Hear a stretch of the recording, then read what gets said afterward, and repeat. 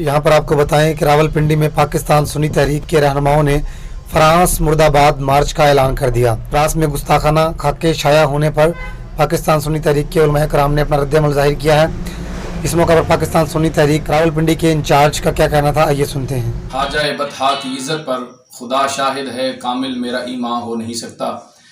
इस वक्त पाकिस्तान सुन्नी तहरीक रावलपिंडी की क़यादत यहाँ पे मौजूद है।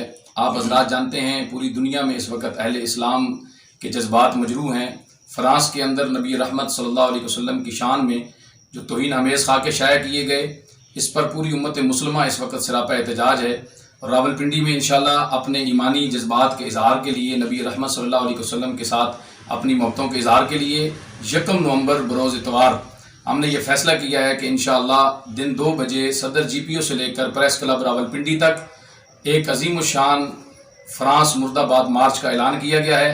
तमामी अहलियाने रावलपिंडी से गुजारिश है, जिस शोबे से आप तल्लक रखते हैं, कोई वकला शोबे से हैं, कोई जो है वो ताजर हैं, उलमा हैं, मशाइख हैं, अवाम अहले सुन्नत है, सबको दावत दी जाती है कि 1 नवंबर बरोज़ इतवार नबी रहमत सल्लल्लाहु अलैहि वसल्लम के साथ अपनी मोहब्बतों के इजहार के लिए सदर GPO आप तशरीफ़ लाएँ और वहाँ से इस अज़ीम शान मार्च का हिस्सा बनकर आलम कुफ्र को ये बता दें कि नबी रहमत सल्लल्लाहु अलैहि वसल्लम के साथ हमारी मोहब्बतों के जज्बात कल भी यूं ही थे और आज भी वो सलामत हैं। और इंशाअल्लाह हुज़ूर नबी रहमत सल्लल्लाहु अलैहि वसल्लम की इज़्ज़त पर हम हर वक्त कट मरने के लिए तैयार हैं।